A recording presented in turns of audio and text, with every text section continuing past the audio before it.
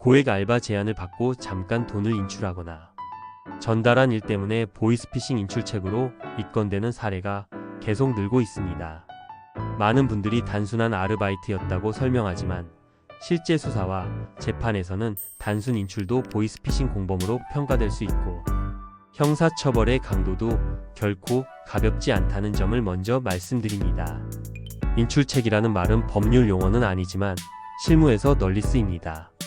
피해자의 돈을 인출하거나 다른 계좌로 송금하거나 상품권을 구매해 현금화하는 등 피해금 이동을 돕는 모든 역할을 포괄합니다. 그래서 잠깐 도와준 것뿐이라는 해명만으로 책임에서 벗어나기는 어렵습니다.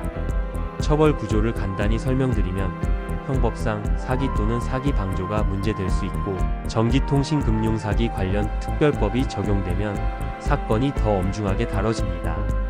실제 형량을 좌우하는 핵심 축은 피해액의 규모, 반복 여부, 조직성, 그리고 본인의 주도성입니다. 여기에 더해 피해자와의 합의 시도나 배상 노력은 양형에서 중요한 고려 요소가 됩니다. 결국 왜 했는가와 어떤 방식으로 어느 정도 관여했는가가 핵심입니다. 감형이나 무죄를 가르는 첫 번째 쟁점은 고의성입니다. 보이스피싱인지 확실히 몰랐다는 말만으로는 부족합니다. 불법일 수 있다는 의심을 하면서도 이를 수행했다면 법원은 미필적 고의가 있었다고 판단할 수 있습니다. 반대로 정상적인 고용관계에 가깝다는 점을 객관적 자료로 보여주면 유리해집니다. 예를 들어 채용 공고나 계약서, 급여, 지급 내역, 업무 지시 체계, 근무 일정과 보고 방식 같은 자료가 실제로 존재하고 합리적이라는 점을 입증하면 고의 부재를 설득력 있게 주장할 수 있습니다. 두 번째 쟁점은 강요나 협박의 존재입니다. 스카우트 과정이나 업무 진행 중에 위협이나 압박이 있었다면 이는 양형 참작 사유가 될 수 있습니다. 세 번째는 가담 기간과 횟수, 그리고 피해액입니다. 단발적이고 경미한 액수의 실수였는지 아니면 반복되고 금액이 큰 패턴이었는지가 결과를 크게 가릅니다. 네 번째는 사후 조치입니다. 피해 회복을 위한 반환이나 배상 계획, 진지한 반성문과 탄원서 등은 형량 판단에서 실제로 의미가 큽니다. 이제 수사 초기의 실무 대응을 말씀드리겠습니다. 초반 2주가 승부처입니다.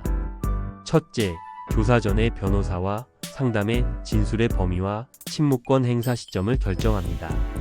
모든 질문에 길게 설명하려 하지 말고 핵심 사실만 간결하게 말하는 전략이 필요합니다. 둘째, 증거를 꾸러미로 묶어둡니다. 부인글과 지원 경위, 지시자와의 대화 캡처, 급여, 약속과 정산 내역, 계좌 입출금 내역의 원본과 CSV 파일, ATM과 편의점 사용, 영수증, 이동 동선 기록 같은 것들입니다. 셋째, 전략의 갈림길을 선택합니다. 혐의를 인정하고 합의에 집중할 것인지 아니면 고의 부재와 강요 정황을 근거로 혐의를 부인할 것인지 조기에 결정해야 합니다. 넷째, 수사기관과의 커뮤니케이션은 짧고 명확해야 합니다. 핵심 요지를 정리한 한 페이지 요약본이 있으면 진술이 흔들리지 않습니다. 다섯째, 기소 이후에는 양형 자료를 보강합니다. 공탁이나 사회봉사 계획, 재범 방지 방안 같은 현실적이고 성실한 계획을 제시하는 것이 좋습니다. 실무에서 자주 받는 질문을 이어서 답해 보겠습니다. 알바인 줄 알았는데 처벌되나요? 라는 질문에 대해 가능성은 큽니다. 라고 답할 수밖에 없습니다. 다만 고용관계에 실체가 있었다는 점, 보수가 시장 수준에서 합리적이었는지, 업무 지시가 정상적 절차를 따랐는지 같은 객관적 자료가 뒷받침되면 감형이나 무죄의 여지를 만들 수 있습니다. 친구가 부탁해서 했는데 줄어드나요? 라는 질문에는 지인 부탁만으로는 충분하지 않다고 말씀드립니다. 강요나 기망의 정황이 있었는지, 딱 한 번의 단발 사건인지가 관건입니다.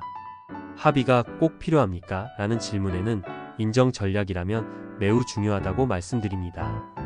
부인 전략이라도 임시 변상이나 공탁 등 성에 있는 조치는 전반적 판단에 긍정적으로 작용합니다. 사소해 보이지만 결과를 크게 바꾸는 차이도 짚어드리겠습니다. 구인글 문구가 고수익과 단기와 현금 같은 키워드로 도배되어 있었다면 위험 신호로 보일 수 있습니다. 시급이나 일당이 시장 수준과 지나치게 차이 났다면 불법 인식 가능성을 추정하는 간접 정황이 됩니다.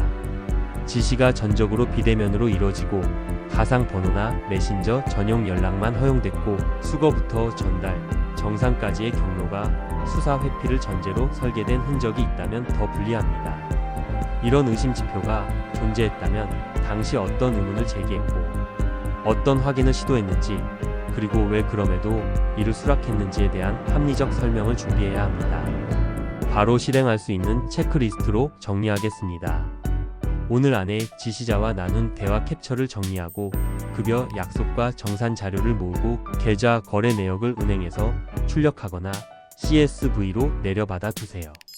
ATM과 편의점 등에서의 영수증과 결제 내역을 확보하고 가능하면 이동 동선 기록도 백업합니다. 사건 발생부터 현재까지의 사실관계를 시간 순서대로 한 페이지에 요약해 보세요. 이 한 페이지 요약은 조사실에서의 긴장된 상황에서도 일관된 진술을 유지하는 데 큰 도움이 됩니다. 무엇보다도 초반 2주 동안은 진술과 증거에 집중하고 인정 전략이든 부인 전략이든 방향을 정하면 그 방향에 맞는 자료를 계획적으로 쌓아가는 것이 중요합니다. 정리하면 이렇습니다. 보이스피싱 인출책 사건은 작은 차이가 결과를 바꿉니다. 같은 사실관계처럼 보여도 고의성 판단, 강요 정황, 가담기간, 피해액, 그리고 사후 조치가 어떻게 구성되느냐에 따라 벌금과 집행유예, 그리고 실형 사이에서 결과가 갈립니다. 초기에 전략을 세우고 필요한 자료를 신속히 모으고 불필요한 진술의 늘어짐을 피하는 것, 이것이 가장 현실적인 방어입니다. 마지막으로 안내 말씀을 드립니다. 시간이 지체될수록 자료는 소실되고 기억은 흐려집니다. 사건 요약 4가지 이건 경위와 본인의 역할과 피해액 규모, 그리고 현재 보유한 증거를 간단히 정리해 주시면 초기 대응 플랜 한 페이지로 안내해 드리겠습니다. 본 영상의 내용은 일반적 정보 제공이며 구체적인 사건의 결론은 자료와 정황을 검토한 상담을 통해 달라질 수 있습니다. 지금 필요한 것은 겁먹거나 포기하는 게 아니라 초기에 정확한 전략을 세우고 실행하는 것입니다. 당신의 첫 진술과 첫 일주일이 결과를 바꿉니다.